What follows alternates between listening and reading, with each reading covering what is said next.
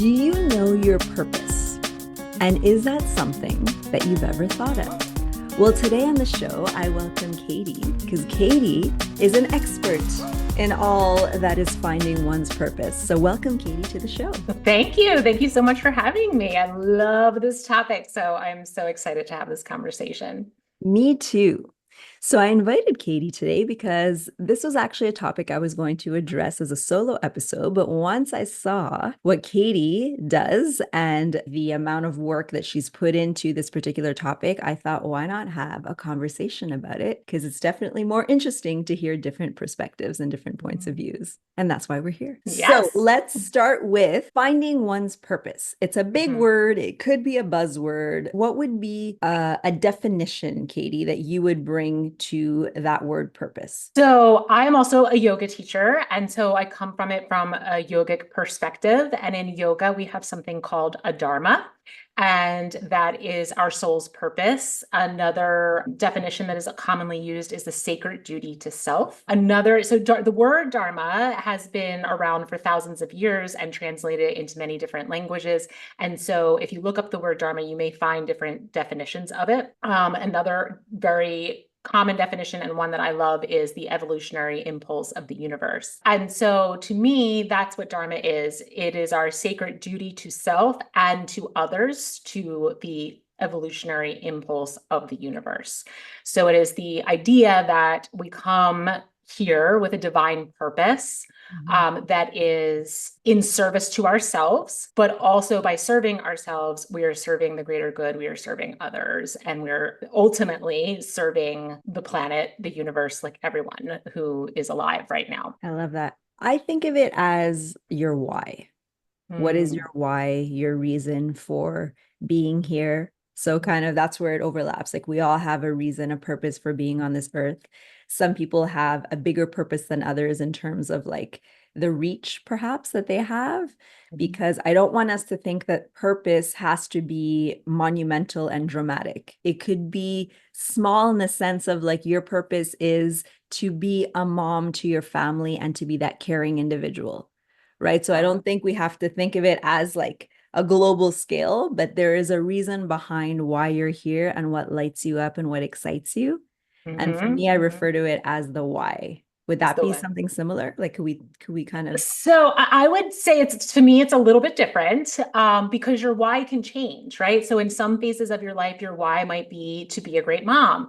In Mhm. some phases of your life, your why may be to maybe serve as a volunteer in a certain community or something, or to be an activist for something that you're really passionate about, or Mhm. to be a good neighbor, to be a good daughter, to be, right? This could be but your Yeah. why would change over time. Or the concept of dharma or your soul's purpose, it's the same. It is the red thread that runs throughout your life from childhood through the last breath that you take. Now, the way you express it can change over time. So it's not that we only came here to do one thing. We Mhm. came here to be in service to our dharma, but we can express that dharma in many different ways and at the same time, right? So I may say that, and Dharma is not a job. It's not a title. It's not something we acquire. It's an essence. It's a way of being and moving and interacting through the world. So, maybe your Dharma in as a parent is that you're a really great listener. And so you're the parent who really sits with your child and can listen deeply to them and hear what's behind the words and provide, hold space for them, that type of Mhm. thing. But then you take that dharma maybe into your job where you do the same thing as a coworker, as a leader, as I'm a nurse also by trade. So as that applies to nursing, whatever your job is. Or maybe you take that into your family, right? You're the person in your family that everyone comes to because they can sit with you, have these beautiful non-judgmental conversations where they really feel like held in this space.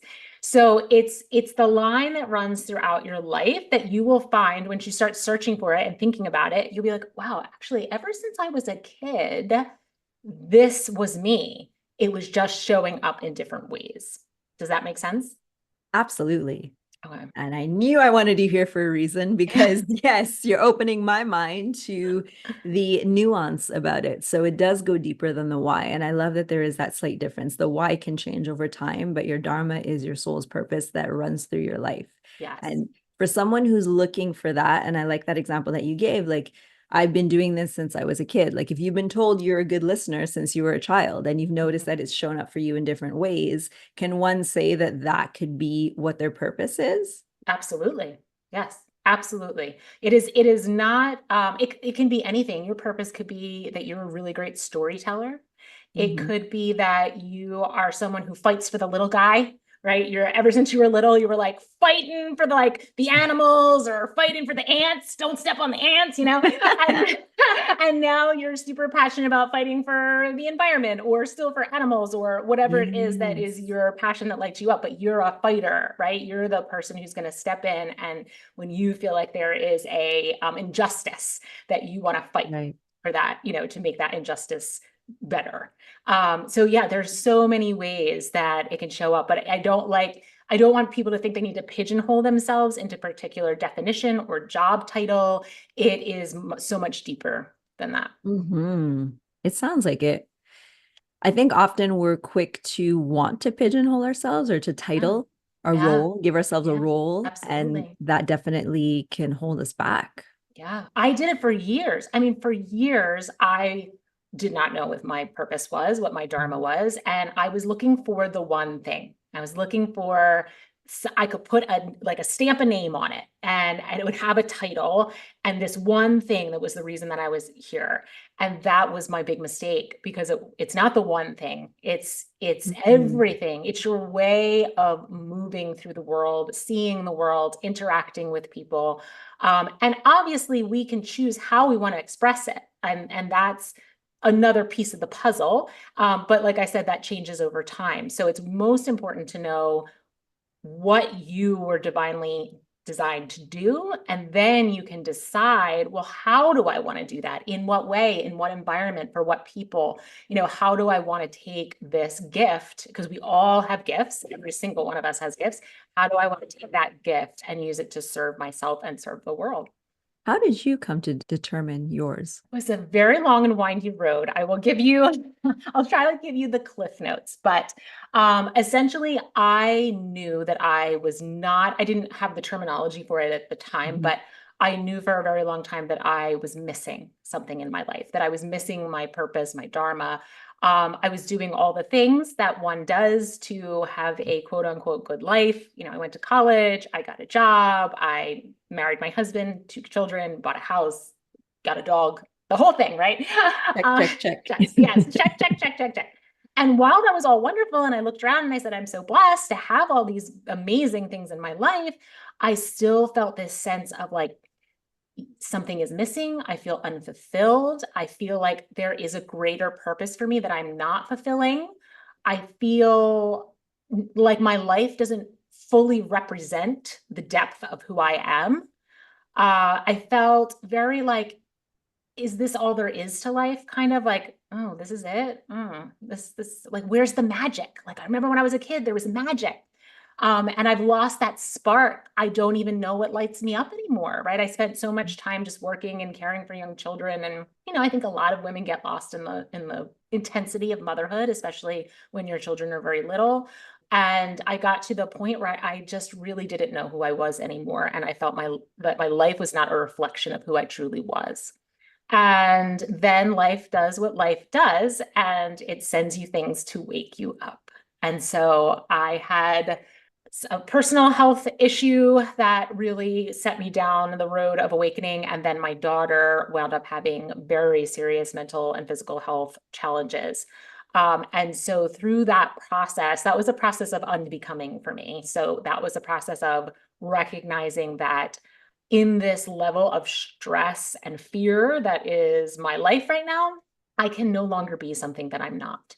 Combined, I think, with age. I do think around 40, there's something that happens in women that changes us. And so all of those things kind of culminating together, I started to really say no to every single thing that was not lighting me up, making the intentional choice to move towards things that were lighting me up, even if they cost money, even if I didn't know how we were going to pay for them, even if it meant time away from my family. I just I just knew intuitively that I needed to return to me. And I became a yoga teacher. I became a meditation facilitator, breath work, all of these things that I did because I wanted to do them, right? I was soul led to them, that my serious curiosity about them, and the fact that I needed to return home to myself in order to be of service to my daughter. I felt that I couldn't. I used to say to my husband all the time, like, I'm the head of this because he works a ton, and he's kind of like helps, but on the outside, I am the one sailing the ship. And there's a lot of doctor's appointments, a lot of decisions to make about her healthcare and so on and so forth. And it was a very overwhelming time that lasted about 4 years. And I remember saying, like, I have to put myself first, which sounds counterintuitive. But if I don't, then I cannot serve her. And then this whole ship is going down. So I have to I have to drop everything that doesn't serve me, turn towards what's calling me so that I can serve her. And that's what I did. And it really is how I came to truly understand myself, what my gifts were, because I was on the journey of trying to find my purpose for so long that I got to a point where I was like, and you and we talked about this briefly before you turned on the recording, but I was like, I guess I'm wrong. I guess I don't have a purpose. I must have come here without a purpose. Like, all these people have purposes and I guess I don't. And yet I would say that, and it was almost out of frustration because there was still this little whisper inside that was like, no, no, yes, you do. Yes, you do. And it's a whisper. It comes in a whisper. So that was what led me finally to say, enough is enough. I'm letting go of all these other expectations. I'm turning towards me. And it wasn't even with the intention of finding my purpose. It was really just with the intention of saving myself in a really difficult situation and turning towards my curiosity. Yeah. Thank you for sharing. Yeah. It all comes down to that wake-up call. Same Yeah. for me. For my listeners who know, I experienced burnout in my corporate job, but that was my wake-up call because, as you mentioned, me too, I was feeling unfulfilled. Like, there must be more. What I was so good at once in terms of, like, in my advertising career, my corporate job, it used to light me up. It used to fuel me. And all of a sudden it was like, wait a second, this doesn't make me as happy anymore. And I say all of a sudden, but really it took over 2 years for me to realize. Yeah. Yeah. And health-wise, things started happening because I'm sure those were the messages and the signs that there's something more for me and I need to leave where I am so that I could discover and be curious about what else there is. Yeah. But we don't listen No. because No. the guilt and the shame comes in. Yes. Who am I to leave my amazing job and go do what? If Yes. I'm not an advertising director, who am I? So that's where the role Right. comes in, right? So the Yeah. purpose, I wasn't thinking of it either in that way, but I did Yeah. have that feeling that something's missing.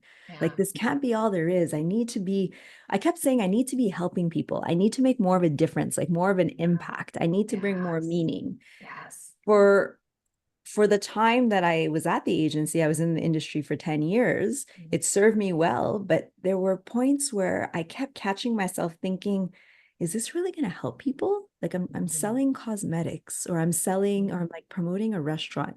I was helping the person who that was their job. Like, I was impacting them. And even for, like, the entrepreneur restaurant owner, helping him open his restaurant. So there was a form of help, but I felt void. I felt like I needed Yeah. more. Yeah. I went back to what I knew, which was my dancing.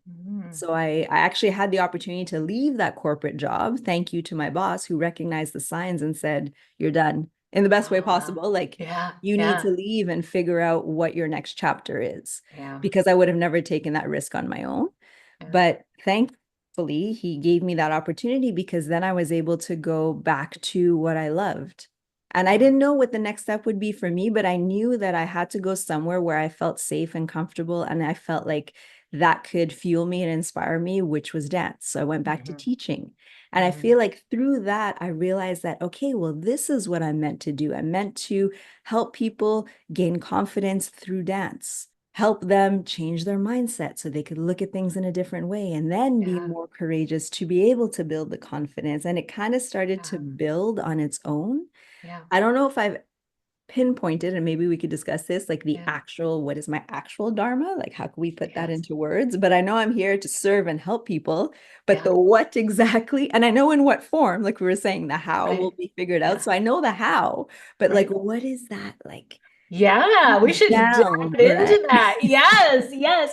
And I love it. So, it's interesting. You're like, I felt like I wasn't serving, but you were serving, right? You were serving the entrepreneur, the person opening their restaurant who was then employing people, right? Who had jobs. And then that was providing maybe a beautiful experience for someone who came and ate at their restaurant, right? So True. that could have remained Yeah, your dharma and been good for you, but you had there was another inner calling for you. there And then was. you started to listen to it, which is the sign, right? The sign is like you're there, you're doing something that has meaning, has purpose, but you're feeling something is off, and you're Hmm. realizing this is not my purpose. This is not, maybe it's somebody else's, but it's not Yeah, mine. And yeah. things do serve us for a while, right? And that's why the concept of dharma is so broad, because and we'll dive into a little bit, like trying to like name what your dharma is, but there's probably was something in the marketing world that is related to your dharma, because we do kind of Mhm. naturally like get pulled in those directions. And whatever it was enough for a while. Yes. And then it became not enough, because you changed and you evolved, and you just needed something different. And so I always like to use the concept of like your journey, like life's a journey, right? So you're traveling down the road, you're on your journey, you're making decisions, you're on your path. And we get habituated into our path, right? It just becomes easy. We know it. It's very scary. Change is very scary. Yeah. Sometimes we don't know how to change or what to do, that kind of thing. But internally, we're always changing. And so our path starts to like go like this, right? Or this is like what we're doing, but this is our inner self. At one point, our inner self and what we were doing was aligned. Then our inner Mm. self went one direction and our path was going a different direction. And now we're way off and we need to redirect and Yeah, come back. And that redirection is really scary. it is. It absolutely is. Yeah. Because, like you said, it's habitual, right? We follow that path for so long that we think that that's who we are and that's all we can do. Yeah. And then the thought of doing something different, and I'm saying doing because when it comes to something like a job or a career, you think you're locked in. And I know, like Mhm. past generations, if I look at my parents, it's like their generation, you pick a job and you stay with Yes. it for life, Yes. You get your right? pension and that's Exactly. it. That's all you're focused on. And then you Yes. retire and that's it. But I Yes. feel like our generation and younger, Mhm. we're open to the evolution. We're open to adapting, to seeing what serves us for the different chapters of our lives. And that's scary because that means Yes. change. Yes, yes. And you don't know if you'll be successful. Right. But also, we're talking about something that is your soul's purpose. That is a very intimate thing. And Hmm. so when you are expressing it, it is a very vulnerable feeling. Like this Hmm. is something that is so deeply part of my soul and my inner being. And now I'm kind of putting it out there for everyone to see. And what if people don't like it? What if people don't value it? What if people have something negative to say about it? And that is a very scary and vulnerable position to be in. That's interesting. The vulnerability aspect, I never thought of it that way, but it's so true that when you're so deeply connected to your purpose and aligned with what you want to put out in the world, you do have a sense of vulnerability Yeah. because then you're open to judgment, Yes. criticism, and Yes. you're criticized for the person that you are, in a sense, if I Yes. could say it that way, No, right? So that is, it's yes, you said it right. perfectly. Yeah. Because it's not like, oh, I'm putting some work out there to Yeah. be judged. It's like, no, no, no, I'm putting myself out there Yes. and I'm open to judgment. And Right. so I can understand how a lot of people don't want to show up in Mhm. that Yeah. authenticity and that vulnerability. But when you do, because that's what we're here to talk about, Right. when you do, that's where the magic is. That's where the Yes. magic can happen. Yes. That's the magic of life. It truly is the spark of life, is when you are really feeling like I am expressing who I truly am and I'm Mhm. serving others. This is where you're going to feel joyful. You're going to get into flow really easily. You're going to feel like there is magic in life. You're going to feel like the tough stuff in life, you can handle it so much better, right? Because tough stuff is still going to come. Life is going to do what life does. But it creates that buffer, that resilience to those hard times. it's with you your whole life, as we discussed. You Mhm. can choose to turn towards it, or you can choose to turn away from it. And the choice is always, every person can make their own choice, whether they're going to turn towards it or they're going to turn away from it.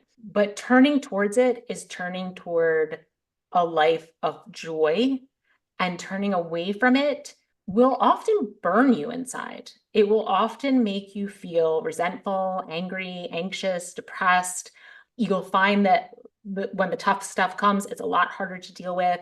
It really is not a choice, but it is a choice, right? We can make the choice, but it seems like the obvious choice to turn towards it, but it's also the scary choice.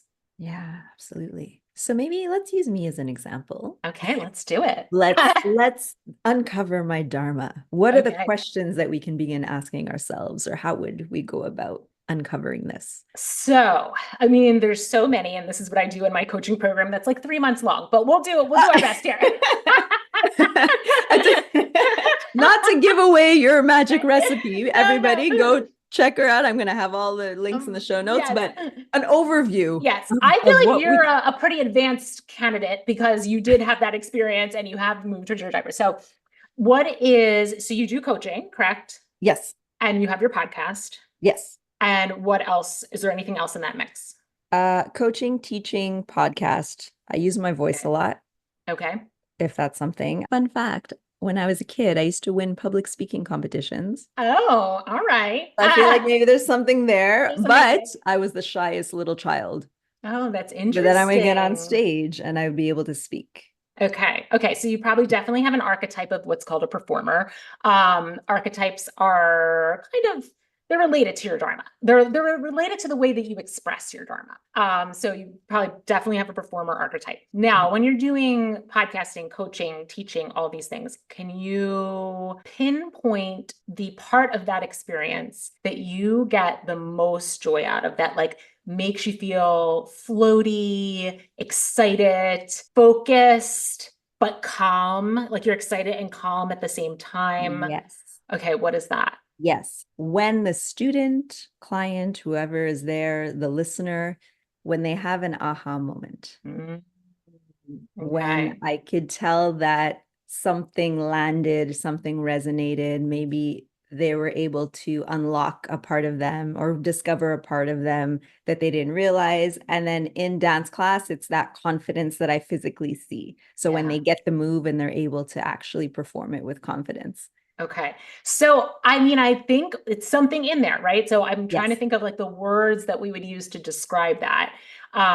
Because basically what you're doing, mindset shifts seem to be Yes. huge for you, right? Mindset Yes. shifts that lead to empowerment, right? So you could say that your dharma is to empower others. You could call Thank it like that, yeah. To empower others to be their best selves, right?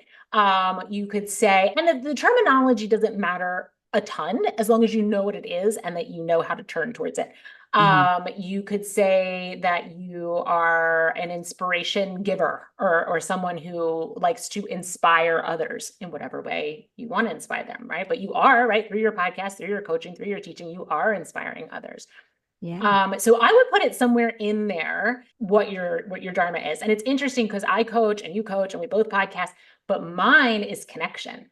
So I want to deeply connect with people. And I love the inspiration. I love the, if I can shift their mindset, empower them. I love all those things.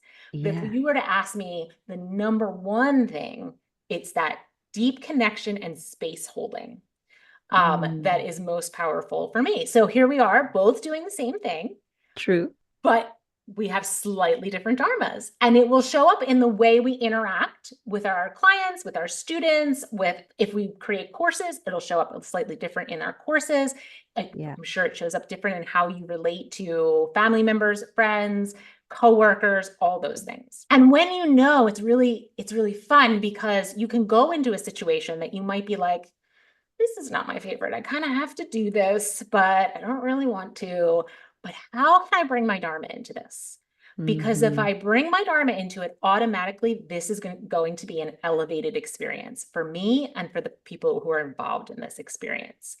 And so it actually becomes a really fun game of how can I use my Dharma to elevate everything, me and everyone around me in every single situation that I walk into? I love that. I love that. And it's a change in perspective. I'm all about that mindset Yes, shift, right? yes, It's all about, yeah, how can I enhance this situation for yeah, everyone, yes. myself included?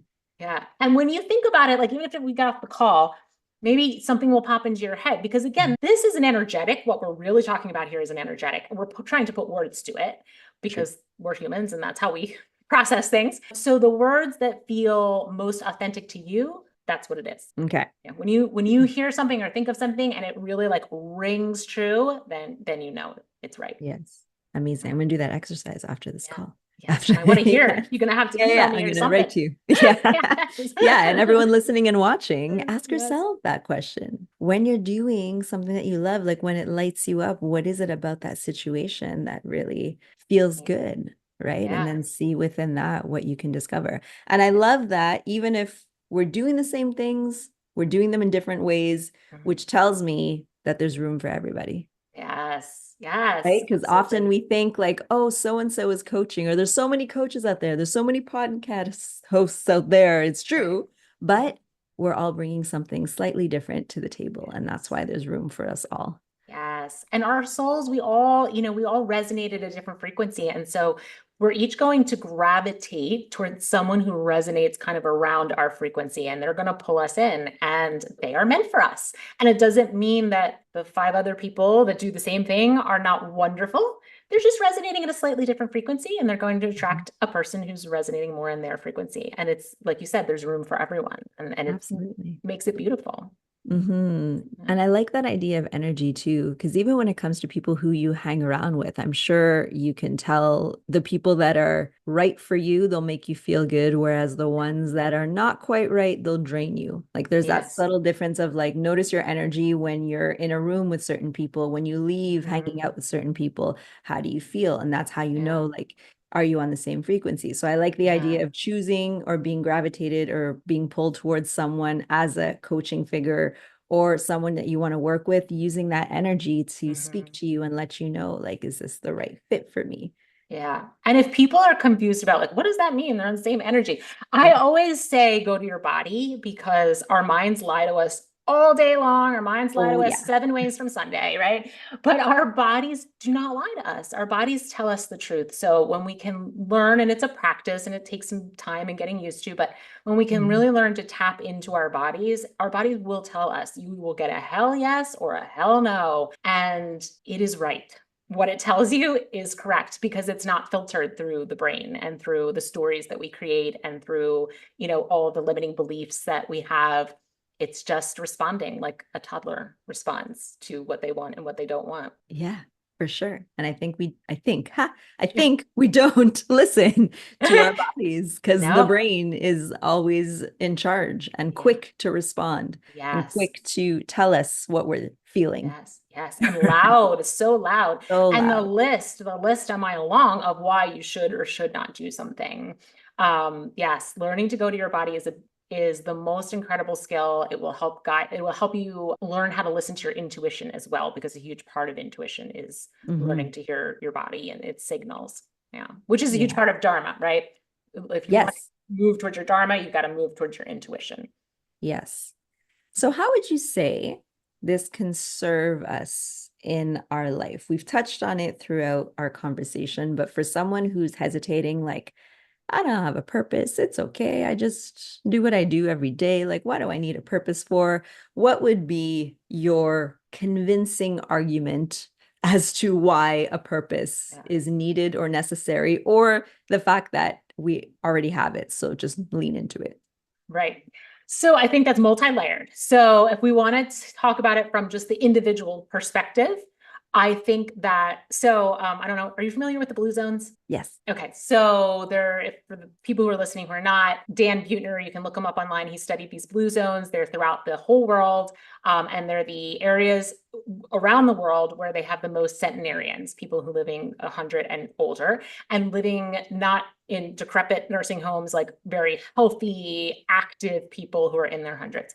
And they studied them. And they wanted to know why, how are these people living to such old ages with such excellent health? And they came up with a bunch of different things that were commonalities between all of these different places around the world. And one of them was purpose.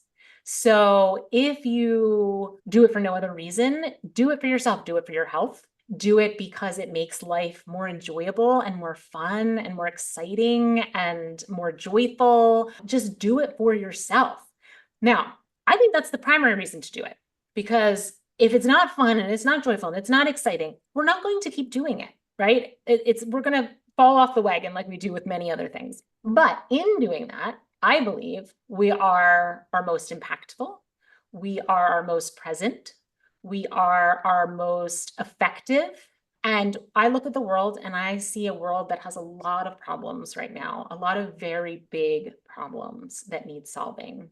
And the other thing about Dharma, I will back up and say, is that it gives you inner peace. It gives you a sense of peace. You cannot buy this sense of inner peace that you feel when you are so aligned with who you came here to be. And so if we have people who are internally peaceful and doing what they are divinely designed to do, they are creative, they are collaborative, they are outside the box thinkers, and they are the people who will solve the big problems of this world. They will come together and they will find a way to make this world a better place. But we only do that by following that evolutionary impulse, by really leaning in to the skills, talents, gifts, passions, and pulls, energetic pulls that we were given. That's why we were given them, right? There's a reason why they were given to us. And that's the reason why. And again, like you said, it doesn't have to be huge. You don't have to be solving world peace or curing cancer. It can be the smallest act within the tiniest community of people, but there's a ripple effect. And so you touch one person, it changes the world. You touch one person in your most impactful, creative, collaborative, and peaceful state, you change the world. Well said. Thank you. Yes, I love that. So everyone listening and watching, start to feel that pull. What are you drawn to? What is it that fulfills you in a peaceful way? I love that. It's a calm fulfillment, right? It's something that's just kind of like meant to be. It's a knowing. It's a knowing, an inner knowing, that inner wisdom, right? Of like, this is exactly where I'm meant to be. This is where I need to be going. Yeah. And if you need help, reach out to Katie. Let us know. How can we reach you? You can reach me at my website, which is momontheverge.org. And I have a journal some journal prompts you can download that help you get on this path of discovering your Dharma. I also have a newsletter they can sign up for there. And then, of course, I have my podcast, which is Mom on the Verge. Just Mom on the Verge. The website's momontheverge.org. Amazing. Yeah. I would love to also just say to your listeners, if you're out there and you're listening to this and you're like, I am confused. I hear that internal pull. I feel something's off, but I just feel really, really confused about where to turn and what to do. It's okay, right? It's all part of the process. It's all needed. It is a journey. You don't need to put any pressure on it. Just be intentional about paying attention to what brings you joy. That's it. That's all you have to start with doing. And just turn towards the things that bring you joy and just let the rest unfold. Love it. We're going to end it right there because that was beautiful. Thank you. Katie, what a beautiful conversation. Oh, thank you so much for having me on. This was so fun.